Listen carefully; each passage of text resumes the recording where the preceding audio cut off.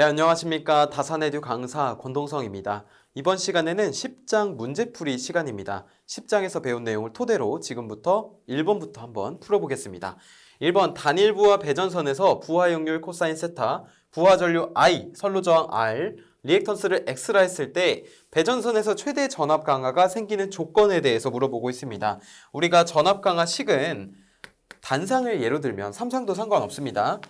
I, R, 코사인 세타 플러스 X 사인 세타로 주어지죠. 그런데 최대 전압 강하가 생기는 조건은 이 전압 강하를 세타에 대해서 미분했을 때 0이 된다면 이것은 최대 전압 강하가 생기는 조건이다 라고 할 수 있습니다. 그래서 결국 전압 강하를 세타에 대해서 미분한 것은 지금 보시면 코사인 세타는 미분했을 때 마이너스 사인 세타가 되고요. 그 다음에 사인 세타는 미분했을 때 코사인 세타가 됩니다. 그래서 I 마이너스 R 사인 세타 다시 적을게요. 세타 플러스 X 코사인 세타. 자, 이렇게 됩니다. 그럼 보시면은 이것이 0이다. 그러면 0이 되려면 자, 이 부분이 0이 되면 되겠네요. 그러면 마이너스 R 사인 세타는 마이너스 X 코사인 세타라고 놓을 수 있겠습니다. 왜냐하면 이 부분이 0이니까 이 X 코사인 세타를 넘긴 겁니다. 자, 그러면은 마이너스 지워지고요. 자, 그러면 지금 보기에 R분의 X의 형태로 나와 있는 것이 보이시죠? 그래서 우리가 이 R분의 X의 형태로 바꿔보겠습니다. 자, R분의 X의 형태로 바꾸게 되면은 R이 밑으로 내려오고 코사인도 밑으로 내려가면 결국 R분의 X는 코사인 세타분의 사인 세타가 됩니다. 자, 근데 코사인 세타분의 사인 세타는 우리가 알고 있죠? 바로 이것이 탄젠트 세타다. 그래서 정답은 3번 탄젠트 세타는 R분의 X에 근사하다 라고 할 수 있겠습니다. 다음 문제 볼게요. 단상 이선식 배전선로의 선로 임피던스가 2 플러스 J5옴이고 무유도성 부하전류 10A일 때 송전단 역률은 단 수전단 전압의 크기는 100V이고 위상각은 0이다. 0도이다. 지금 보시면 선로 임피던스가 주어져 있고 그리고 부하전류와 전압이 주어져 있습니다. 그러면 우리가 부하 저항을 구할 수 있겠죠. R이라고 하는 것은 전류분의 VR. 그러면 전류가 10A였고 전압이 100V였기 때문에 부하 저항은 10옴이 나오는 것을 확인할 수 있습니다. 그리고 여기 무유도성이라고 했기 때문에 리액턴스를 고려하지 않은 순수 저항 부하임을 알 수 있죠. 그래서 합성 임피던스 G라는 것은 선로 임피던스 2 플러스 J5옴에다가 10옴을 더해준 것이죠. 자, 그러면 12 플러스 J5옴이 되죠. 그렇죠? 그러면 역률이라는 것은 우리가 역률을 지금 구하는 거니까 코사인 세타는 임피던스분의 저항이 됩니다. 그래서 임피던스 크기로 계산하게 되면은 루트 12제곱 플러스 5의 제곱 그리고 저항이 얼마였죠? 10이었습니다. 자, 이것을 계산하게 되면은 12네요. 저항값은 10입니다. 12. 자, 이것을 계산하게 되면은 13분의 12가 나오게 됩니다. 그래서 정답은 4번 골라주시면 되겠습니다. 자, 그림에서와 같이 부하가 균일한 밀도로 도중에서 분기되어 선로 전류가 송전단에 이를수록 직선적으로 증가할 경우 선로 말단의 전압 강하는 이 송전단 전류와 같은 전류의 부하가 선로의 말단에만 집중되어 있을 경우의 전압 강하보다 대략 어떻게 되는가? 단 부하 역률은 모두 같다고 한다. 자, 이 긴 문제 핵심만 말씀드리면 지금 이 문제에서는 분산 부하가 집중 부하보다 어떤 점이 특징을 가지고 있느냐, 어떤 특징을 가지고 있는지 그것을 물어보고 있는 겁니다. 우리가 알고 있는 사항이 있죠. 분산 부하는 집중 부하에 비해서 전압 강하 E는 2분의 1배로 줄어들고요. 그 다음에 전력 손실 PL은 3분의 1배로 감소되는 그런 효과를 가지고 있다고 했습니다. 자, 그래서 분산 부하는 특징, 전압 강하는 2분의 1로 된다. 정답 2번입니다. 그림과 같은 배전선이 있다. 급전점 O의 전압을 110V라 하면 C점의 전압은 단 OA, AB, BC 간의 저항은 각각 0.2옴이며 부하 역률은 100%이다. 자, 그러면 지금 보시면 급전점 O의 전압이 110V입니다. 자, 여기가 110V예요. 그 다음에 이 보시면 OA, AB, BC가 각각 0.2옴, 0.2옴, 0.2옴이라 했습니다. 그러면 여기 전류가 있죠. 전압 강화는 전류 곱하기 저항값이죠. 그러면 여기 5 곱하기 저항값 0.2죠. 그렇게요. 그럼 110에서 여기 자, 이쪽으로 전압 볼게요. 자, 보세요. 5A, 15A, 10A 다 더하면 몇 암페어죠? 30A입니다. 그쵸? 자, 이쪽으로 30A가 흐르는 거예요. 그 다음에 선로는 0.2옴씩이었고요. 자, 그러면 여기 전압 강화는 몇 볼트죠? 30 곱하기 0.2 그러면 6볼트가 됩니다. 6볼트. 자, 여기를 6볼트가 돼서 지금 여기는 전압 강화 110 빼기 30 곱하기 0.2가 되고요. 그쵸? 30 곱하기 0.2. 그 다음에 또 빼야죠. 빼는데 괄호 안으로 집어넣으니까 플러스로 되겠습니다. 플러스. 자, 여기 보시면은 이쪽은 5A 빠지고 나머지 25A만 남았습니다. 25A. 그러면 전압 강화는 마찬가지로 25 곱하기 0.2가 남고요.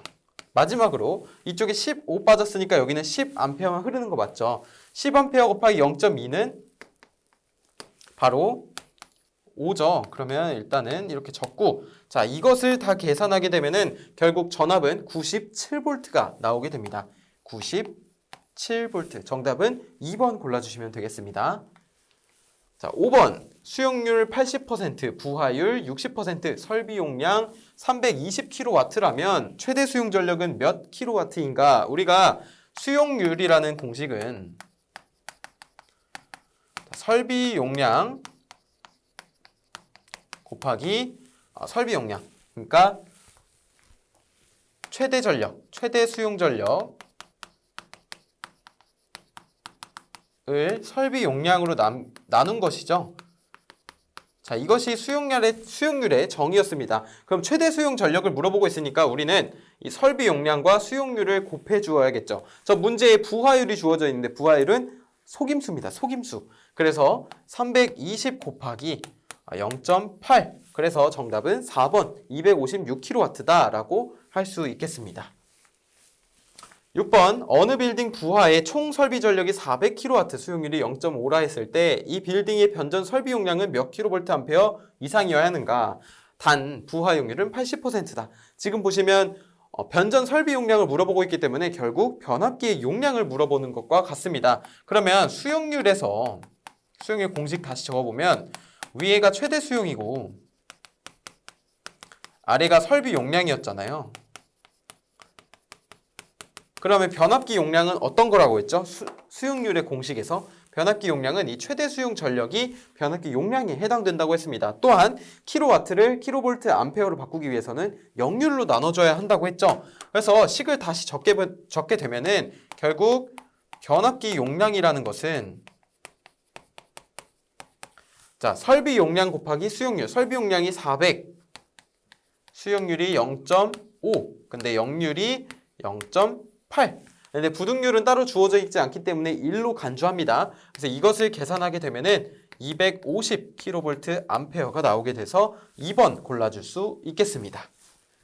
자, 그래서 6번 문제 2번이고요. 7번. 일반적인 경우 그 값이 1 이상인 것은 자, 이 문제는 굉장히 딱 정의를 알고 계셨다면 풀 수 있는 문제죠. 수용률, 부하율은 다 1보다 작고요. 전압 강화율도 100분율이기 때문에 1보다 작을 수밖에 없습니다. 그런데 부등률은 그 값이 1 이상이 되죠. 그쵸? 그래서 4번이 정답이고요. 8번 최대 전력의 발생 시각 또는 발생 시기의 분산을 나타내는 지표는 우리가 이것을 부등률이라고 하는데 부등률은 최대 전력을 동시에 사용하는 그 정도를 부등률이라고 합니다. 그래서 1번이 되겠고요. 자, 9번 보시면 설비 A가 150kW, 그 다음에 수용률 0.5, 설비 B가 250kW의 수용률 0.8일 때 합성 최대 전력이 235kW이면 부등률은 약 얼마인가? 자, 우리가 부등률 공식이라는 것은요. 자, 여기가 설비. 자, 보시면 합성 최대 전력, 그 다음에 개개의 설비 용량의 합. 자, 설비 용량의 수용률을 곱한 것의 합이죠. 자, 이렇게 표현을 할 수가 있습니다. 자, 그래서 이것을 계산하게 되면은 지금 부등률을 물어봤기 때문에 합성 최대 전력은 얼마였죠? 235. 그 다음에 위에 분자에는 150 곱하기 0.5 플러스 250 곱하기 0.8. 그래서 이것을 계산하게 되면은 부등률 값은 3번 1.17이 나오게 됩니다. 정답은 3번이고요. 자, 그 다음에 설비 용량 및 수용률이 표와 같은 수용가가 있다. 표가 주어져 있네요. 수용과 상호 간의 부등률을 1.1로 할 때 합성 최대 전력은 우리가 합성 최대 전력 방금 전에 부등률 공식에서 가져오게 되면요. 합성 최대 전력은 숫자 바로 대입해 보겠습니다. 자, 일단은 A 수용가 보시면 설비 용량 수용률 주어져 있죠. 그래서 160 곱하기 0.5요. 그 다음에 150 곱하기 0.6 마지막으로 100 곱하기 0.5 분모에 뭐 들어가야 되죠? 부등률이 1.1이라고 했습니다. 자, 그렇게 되면은 이 전력은 정답은 200kW라는 값이 나오게 됩니다. 정답 2번 골라주시면 되고요.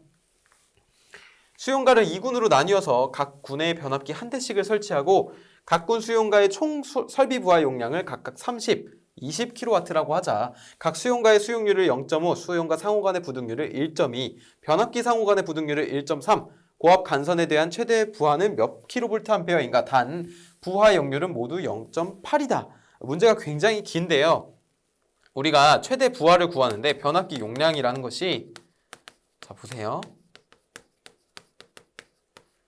보시면은 지금 각각의 수용가 변압기가 한 대씩 있다 했잖아요. 그럼 두 대가 있는 건데 지금 보시면 각각 이렇게 플러스 이렇게 적을 수 있습니다. 자, 근데 이게 무슨 표시냐면요. 봐보세요. 일단은 첫 번째 변압기의 설비 부하 용량이 30이라고 했죠. 그 다음에 수용가의 수용률이 0.5라고 했습니다.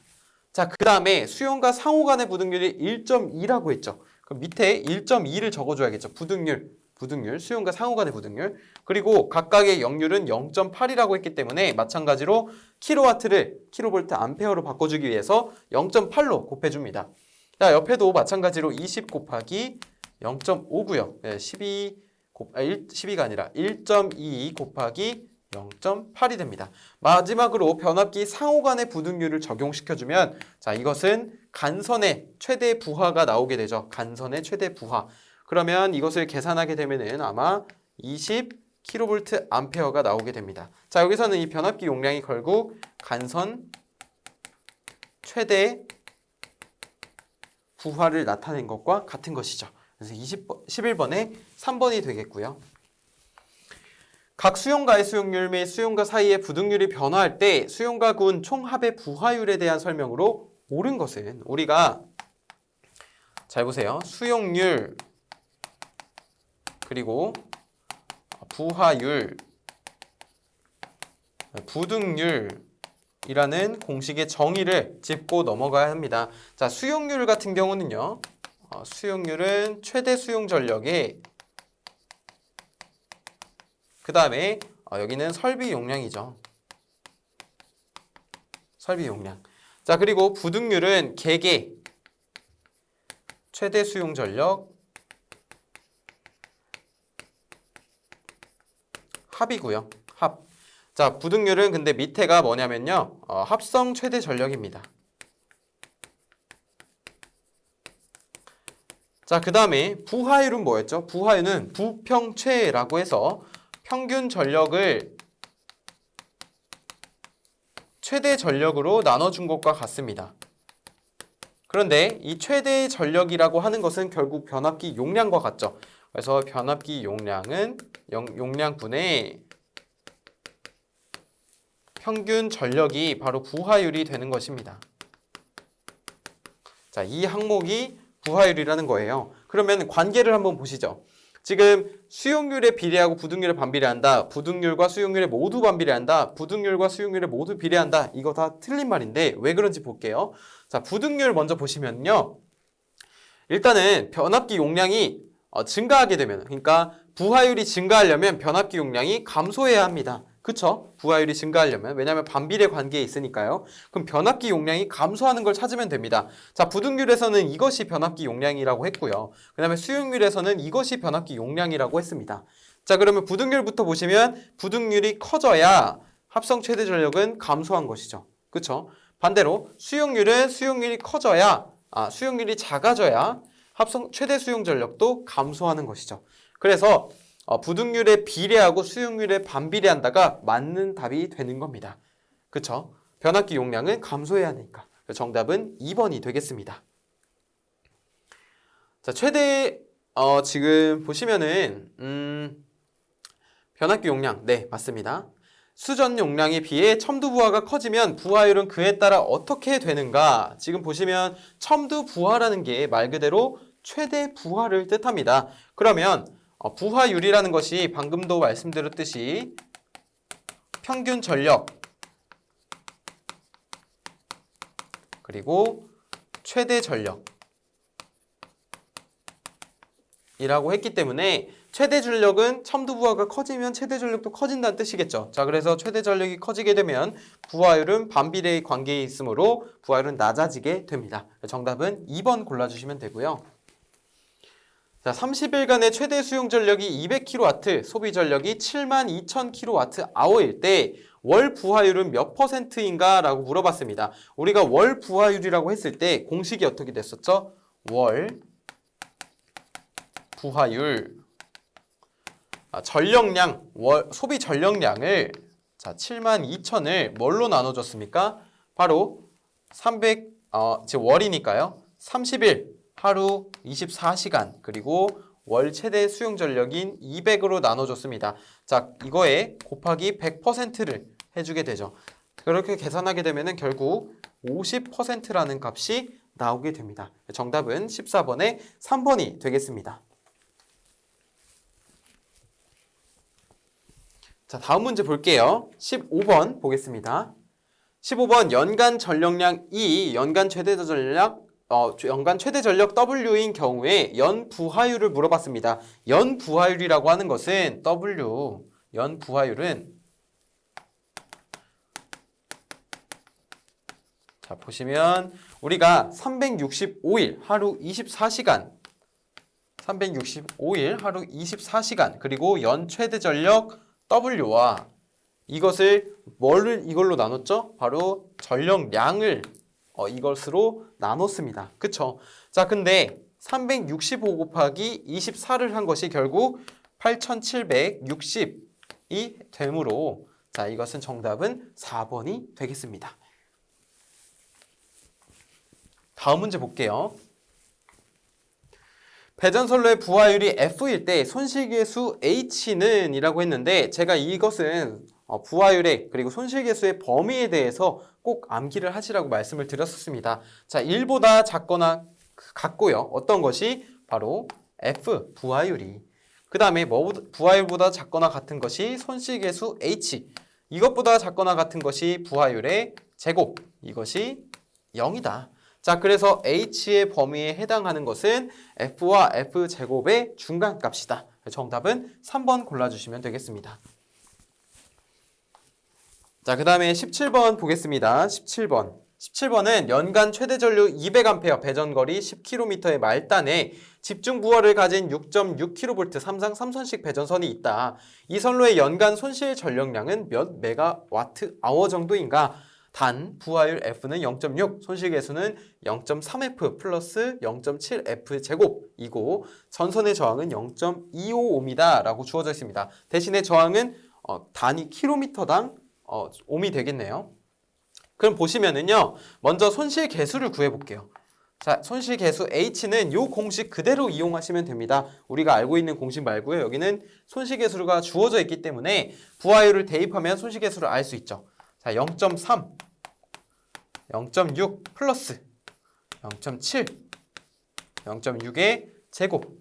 자, 이것을 계산하게 되면은 0.432가 나옵니다. 0.432. 그쵸? 그러면 우리가 연간 손실 전력량 말고 연간 최대 손실 전력량을 구해볼 필요가 있습니다. 이렇게 PLmax라고 적겠습니다. 자, 이것은 전력량이기 때문에 시간을 곱해줘야겠죠. 그래서 먼저 소비 전력인 3i제곱 r을 적되 시간 h가 포함이 됩니다. 시간 h. 왜냐하면 전력량의 단위가 kWh니까요. 자, 그래서 3i제곱 r 각각 대입해 보겠습니다. 3 곱하기 전류 얼마죠? 200 제곱 곱하기 저항은요 0.255매 곱하기 10km. 그리고 이것이 지금 6.6kV잖아요. 근데 일단 시간을 구해야 되니까 연간이니까 365 곱하기 24. 그런데 지금 보시면은 전력량이 몇 메가와트 아워를 물어받고 있기 때문에 여기도 마찬가지로 10의 마이너스 6제곱을 해줘야 합니다. 자, 이것을 계산하게 되면요. 결국 2628 메가와트 아워가 됩니다. 그런데 우리가 지금 구하는 것은 최대 손실 전력량이 아니죠. 연간 손실 전력량이죠. 그래서 연간 손실 전력량 PL이라고 하는 것은요. 여기 2628 곱하기 손실 개수 0.432를 곱한 값이 됩니다. 0.432. 자, 이것을 계산하게 되면은 1135 메가와트 아워가 되는 것이죠. 정답은 2번이 되겠습니다. 배전계통에서 전력용 콘덴서를 설치하는 목적으로 가장 타당한 것은 지금 보시면 1번 전력 손실의 감소. 맞습니다. 전력용 콘덴서는 병렬 콘덴서죠. 병렬 콘덴서를 설치하면 역류를 개선하는 효과를 가지고 있기 때문에 역률이 개선되면 전력 손실도 감소하게 됩니다. 정답은 1번이고요. 2번 개폐기의 차단 능력 증대, 그리고 고장시 영상 전류 감소, 변압기 손실 감소는 이 병렬 콘덴서와는 연관이 없습니다. 그래서 1번이 맞겠고요. 같은 전력을 수송하는 배전 선로에서 다른 조건은 현 상태로 유지하고 역률만을 개선할 때 효과로 기대하기 어려운 것은, 우리가 역률 개선을 했을 때 얻을 수 있는 효과가 크게 4가지가 있었습니다. 첫 번째는 배전 선로의 손실을 저감한다. 그리고 두 번째는 설비 용량의 여유분이 증가한다. 그리고 세 번째는 전압 강화를 경감한다. 마지막으로 전기요금이 감소한다가 있었죠. 고주파의 경감은 이 역률 개선과는 관계가 없습니다. 자, 그래서 정답은 4번이 되겠고요. 20번 배전선의 전압 조정 장치가 아닌 것은, 전압 조정 장치는 말 그대로 전압을 조정하는 장치인데 1번 승합기는 전압을 승합하는 거죠. 유도전압 조정기는 유도전압 조정기로 전압을 조정하는 것. 그리고 주상변압기 탭 절환 장치는 1차 측에 탭을 조정함으로써 주상변압기의 변압, 출력 전압을 조정하는 것이었습니다. 리클로저는 그냥 선로를 차단하는, 회로를 보호하는 그런 역할을 하는 것이죠. 자, 그래서 2번이 정답이 되겠고요. 21번 전력계통의 전압조정 설비 특징에 대한 설명 중 틀린 것은 1번 병렬 콘덴서는 진상 능력만을 가진다. 맞습니다. 병렬 리액터는 진상 능력이 없죠.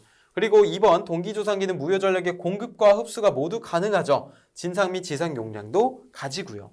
3번 동기조상기는 조정의 단기가 불연속적, 여기서 불연속적이 아니라 연속적이 되겠고요. 직렬 콘덴서 및 병렬 리액터는 연속적이 아니라 불연속적이 되겠습니다. 정답은 3번이네요.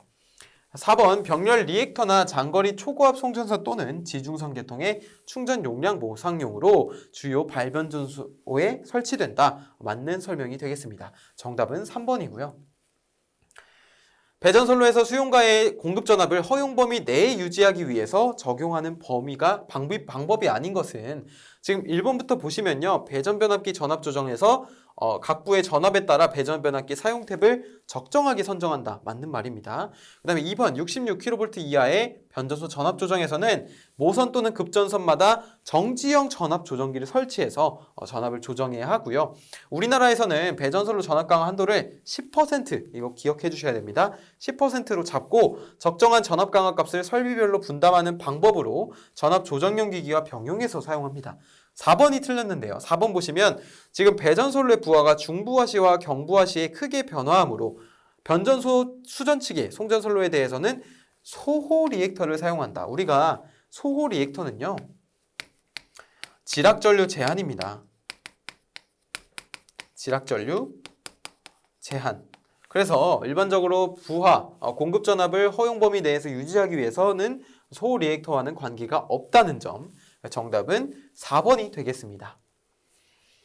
최근에 초고압 송전계통에서 단권 변압기가 사용되고 있는데 그 이유로 볼 수 없는 것은 단권 변압기는 일단 소형 경량화 가능하고요. 동손 적고요. 중량 가볍고요. 전압 변동률 적고 효율도 높다는 장점을 가지고 있는데 단락 전류가 적다가 아니라 단락 전류가 크죠. 단락 전류가 크다는 그런 단점을 가지고 있습니다. 23번에 4번이고요. 24번 전격전압 1차 6600V, 2차 220V의 단상 변압기 2대를 승합기로 V결선하여 6300V의 삼상 전원에 접속했을 때 승합된 전압은 약 몇 볼트인가? 우리가 승합기에서 승합 전압 E2라고 했을 때 E2는 어떻게 구했었죠? 저압 E1 플러스 E1분의 E2 곱하기 E1으로 구했었습니다. 맞습니까? 자, 그래서 이것을 계산하게 되면은 처음에 6300V고요. 자, 보시면 1차 6600, 2차 220이라고 했기 때문에 6600분의 220이 되겠습니다. 자, 이것을 6300에 곱한 값을 더해주게 되는 것이죠. 자, 이것을 계산하게 되면은 6510V가 나오게 됩니다. 24번은 3번이고요. 단상 승합기 한 대를 사용해서 승합을 할 경우 승합 전의 전압을 E1이라 하면 승합 후의 전압 E2는 어떻게 되는가? 단 승합기의 변압비는 E2분의 E1이다 라고 주어져 있는데 자 일단은 요 E2분의 E1을 보고 정답 1번으로 골라주시는 분들도 계실 겁니다. 그런데 승합기는 그것이 아니라 어떠한 회로를 생각하시면 되는데요. 자 보시면 승합기는 이렇게 있고요. 자, 코일이 이렇게 감겨져 있습니다. 자, 그 다음에 이렇게 되어 있죠. 자, 이때 이 낮은 쪽 전압을 E1이라고 하고요. 이쪽을 E2라고 하겠습니다. 그 다음에 여기를 E1, 여기를 E2, 그리고 전류 I2가 흐를 때 결국 승합 전압은 E2라는 것은 입력 전압 E1 플러스 E1분의 E2 곱하기 E1에 해당하는 것이 바로 승합 후의 전압이 해당된다. 정답은 3번이 되겠습니다. 승합기에 의해서 전압 V2에서 VH로 승합할 때 2차 전격 전압 E, 자기 용량 W인 단상 승합기가 공급할 수 있는 부하 용량을 물어봤습니다. 우리가 이 그림 그대로 인용을 해볼게요. 지금 보시면 전압 V2랑 VH가 있는데 제가 한번 바꿔보겠습니다. 자, 여기 첨자만 바꾸면 되죠?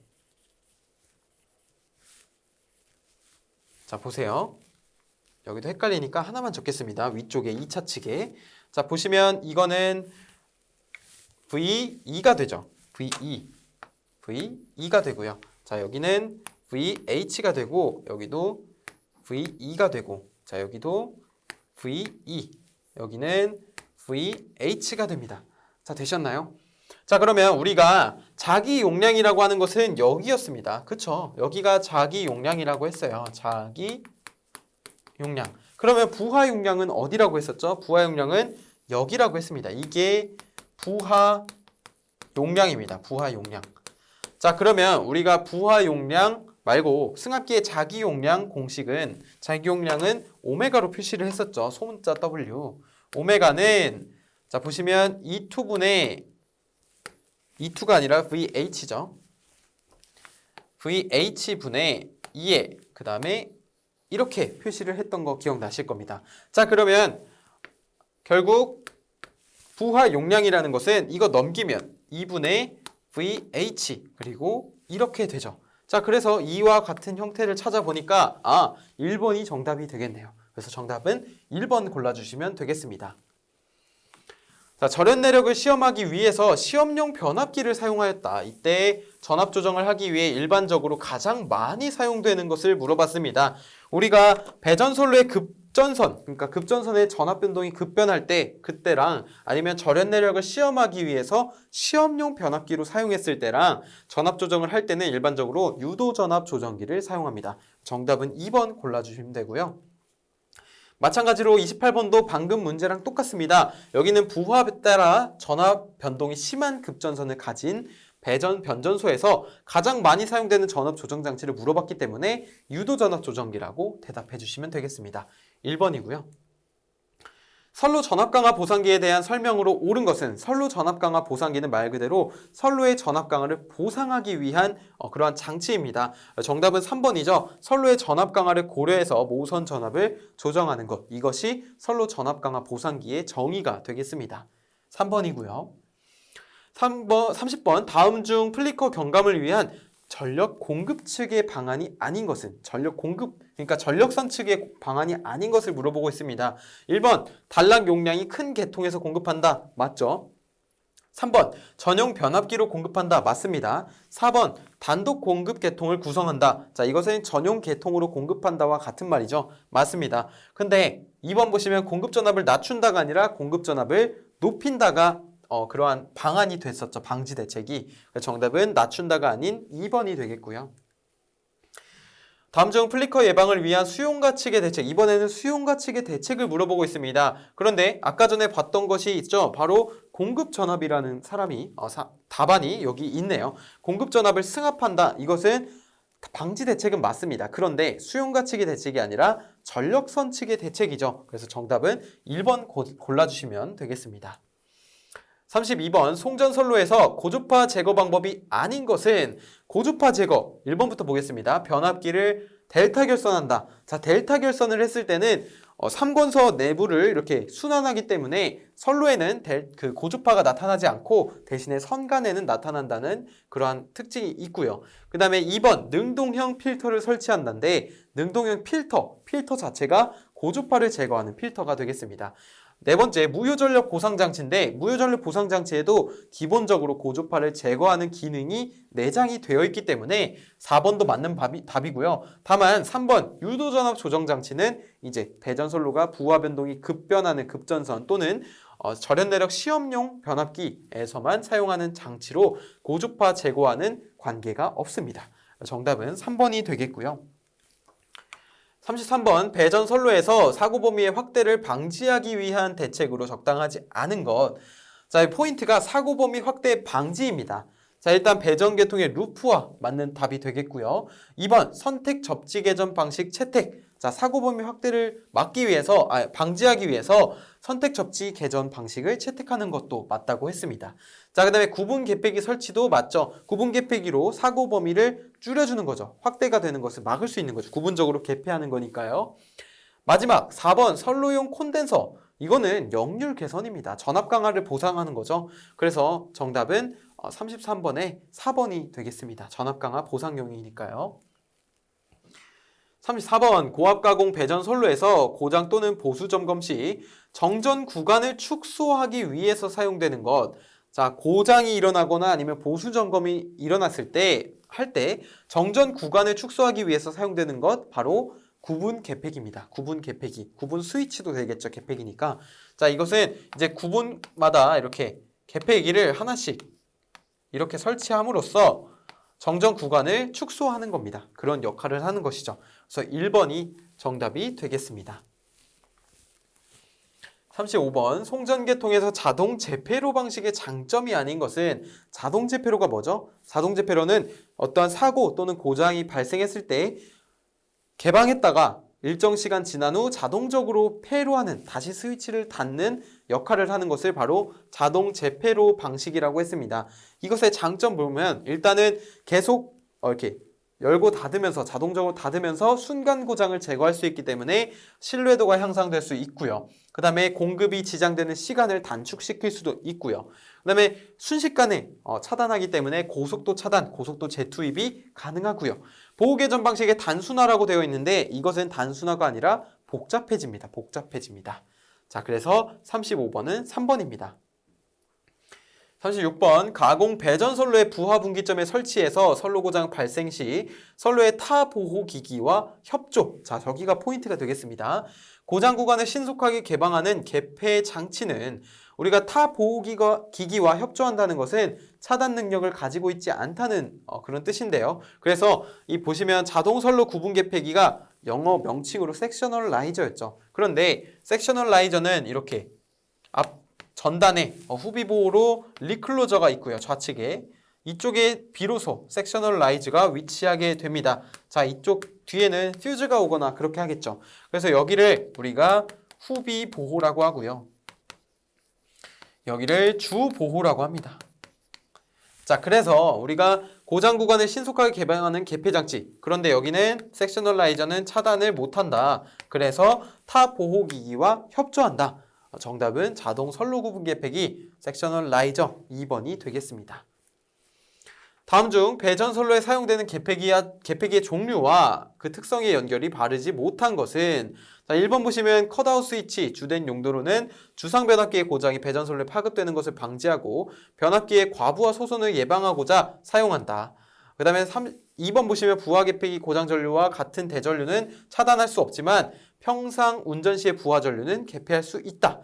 자, 그 다음에 37번 3번 보시면 리클로저 선로에 고장이 발생하였을 때 고장 전류를 검출해서 지정된 시간 내에 고속 차단하고 자동 재폐로 동작을 수행하여 고장 구간을 분리하거나 재송전하는 장치이다. 그 다음에 마지막으로 섹셔널라이저 보면 고장 발생 시 신속히 고장 전류를 차단하여가 아니라 차단 못한다고 했었죠.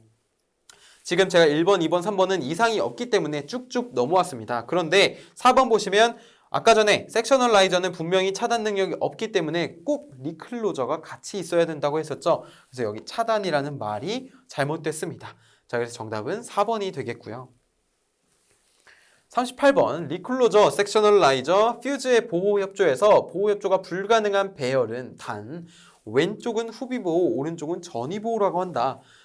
제가 이거 그림 그려놓은 거 그대로 인용을 하면요. 좌측은 후비보호, 즉 전원측에 가까워지는 겁니다. 전원측. 자, 우측은 전위보호라고 해서 전원측과 멀어지게 되는 것이죠. 자, 그러면 일단은 특징이 뭐냐면요. 섹셔널라이저는 무조건 리클로저의 오른쪽에 있어야 됩니다. 오른쪽. 그 다음에 퓨즈는요. 섹셔널라이저와 리클로저의 무조건 오른쪽에 있어야 합니다. 정답은 RRF니까 F가 다 오른쪽에 있죠. 맞고 RS, S가 오른쪽이니까 맞고요. RF도 맞고요. 근데 SFR이라는 배열은 올 수 없겠습니다. 왜냐하면 섹셔널라이즈가 지금 리클로저가 가장 전위보호 측에 있잖아요. 이거는 없는 배열이 되겠습니다. 정답은 4번이고요. 공통 중성선 다중 접지 방식인 22.9kV 계통에 있어서 사고가 생기면 정전이 되지 않도록 선로 도중이나 분기선에 보호장치를 설치하여 상호 보호 협조로 사고 구간만을 제거할 수 있도록 각종 개폐기의 설치 순서를 옳게 나열한 것은 방금 전에 제가 설명드렸듯이 섹셔널라이저는 리클로저의 오른쪽, 그리고 퓨즈는 리클로저와 섹셔널라이저의 오른쪽에 위치해야 된다고 했습니다. 정답은 4번이 되겠습니다. 40번 22.9kV Y결선 가공 배전 선로에서 주 공급 선로의 정전 사고 시 예비 전원 선로로 자동 전환되는 개폐 장치. 자, 예비 전원 선로로 자동 전환된다. 이것은 이제 정전 또는 5월 기준 전압 이하로 떨어졌을 때 우리가 주 전원에서 자동적으로 분리해서 예비 전원으로 바꿔주는 개폐기를 자동 부하 전환 개폐기, 즉 ALTS라고 했습니다. 그래서 주로 가공 배전 선로에서 주 공급 선로의 정전 사고 또는 기준치 이하로 떨어질 때 예비 전원 선로로 자동 전환되는 개폐 장치가 되겠습니다. 40번에 4번이고요. 배전선로의 주상변압기에서 고압측, 저압측에 주로 사용되는 보호장치의 조합으로 적합한 것은 제가 주상변압기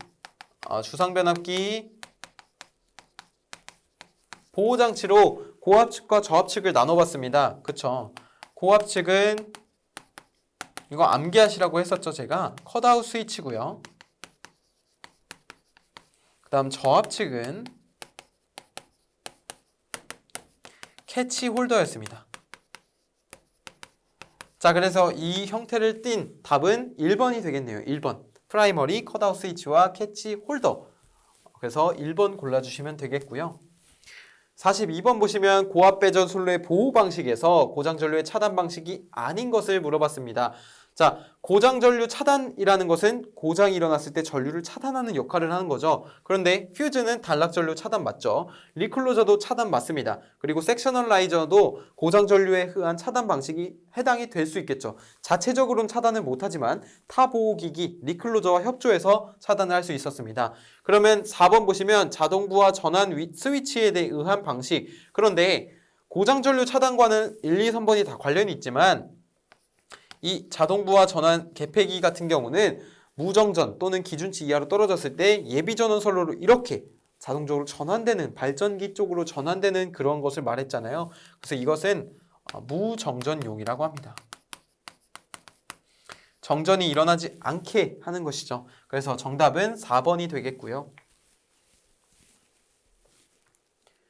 43번 변전소 구내에서 보폭 전압을 저감하기 위한 방법으로 잘못된 것은, 자 1번부터 정답이 딱 적혀 있네요. 우리가 보폭 전압을 저감하기 위해 접지선은 깊게 매설해야 된다고 했고요. 그 다음에 메쉬식이라고 해서 땅을 파고 거기에 그물망식으로 접지선을 까는 방법, 이것이 메쉬식 접지 방법이 됐고, 3번 자갈 또는 콘크리트 맞죠? 그 다음에 4번 철구, 가대 등의 보조 접지를 함으로써 접지 저항을 저감시킬 수 있는 그런 방법이 되겠습니다.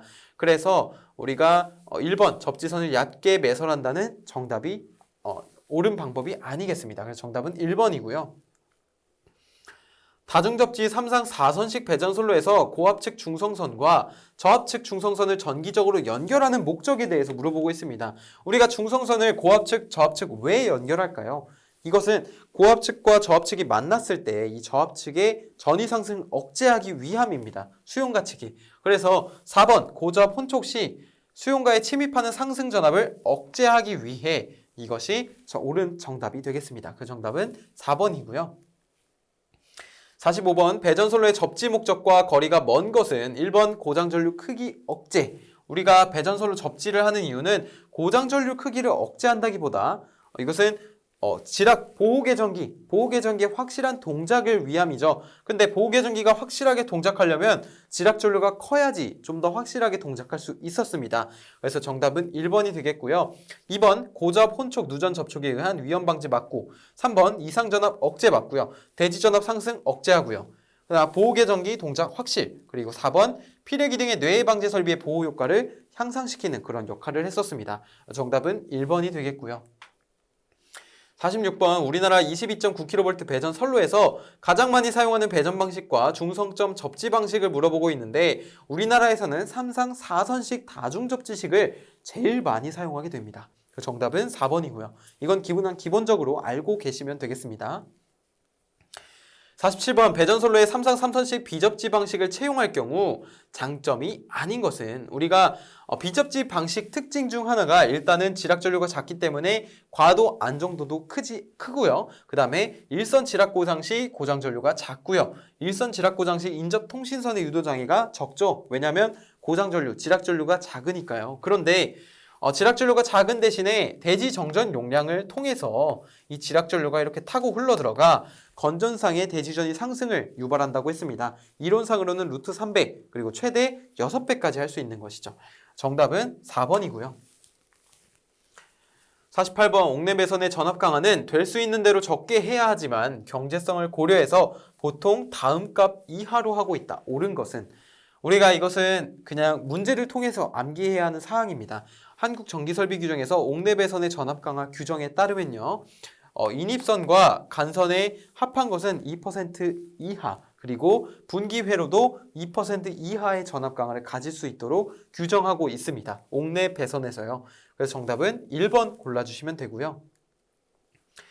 49번 분기 회로용으로 개폐기 및 자동 차단기의 두 가지 역할을 수행하는 것은, 우리가 기중 차단기, 진공 차단기, 전력용 퓨즈는 분기 회로보다는 수변전 설비에서 채용되는 그러한 장치가 되겠는데, 지금 4번 배선용 차단기, 여기 배선용 차단기는 이제 명칭이 바뀌었습니다. 배선용 차단기가 아니라 배선 차단기로 적어주셔야 합니다.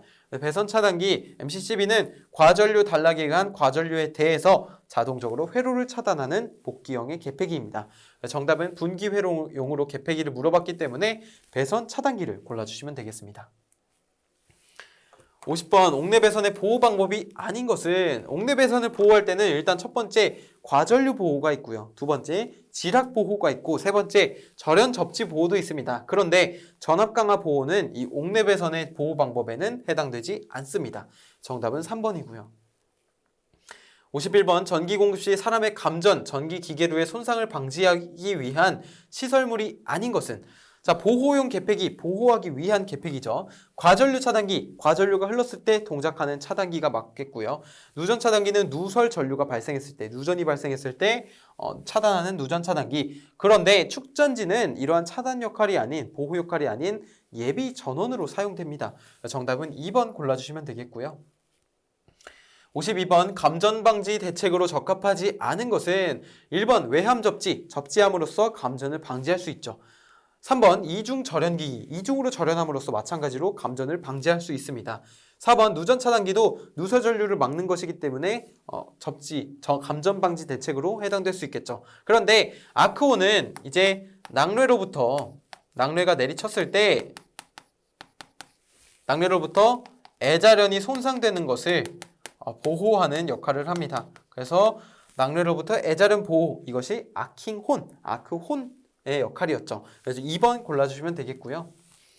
자, 이제 3번, 세 문제 남았습니다. 세 문제 조금만 더 힘내세요. 자, 53번 배전반 및 분전반의 설치 장소로 가장 적당한 곳은, 우리가 배전반과 분전반은 점검이 용이해야 됩니다. 되게 눈에도 잘 띄고 오픈되어 있어야 하죠. 그래서 노출된 장소에 설치하는 것이 가장 적당합니다. 아파트에도 보면 또는 건물에 보면 잘 나와 있죠. 정답은 3번이고요. 54번 폐쇄 배전반을 사용하는 주된 이유는, 폐쇄는 말 그대로 폐쇄적인 구조를 가지고 있다. 이것의 주 목적은 뭐였죠? 바로 사람에 대한 안전이 주 목적이었습니다. 인축 감전 보호. 그래서 정답은 2번이고요. 마지막 문제입니다. 다음 중 전동기 등 기계기구류 내에 전로의 절연 불량으로 인한 감전사고를 방지하기 위한 방법으로 거리가 먼 것은, 자, 감전사고 방지라고 물어봤는데 여기 엉뚱하게 퓨즈 설치가 나와 있네요. 퓨즈는 감전사고가 아니라 단락사고를 보호하는 역할을 하는 겁니다. 그래서 정답은 3번 골라주시면 되겠습니다. 네, 이렇게 10장 문제풀이를 마쳐봤습니다. 저는 다음 11장에서 찾아뵙겠습니다. 감사합니다.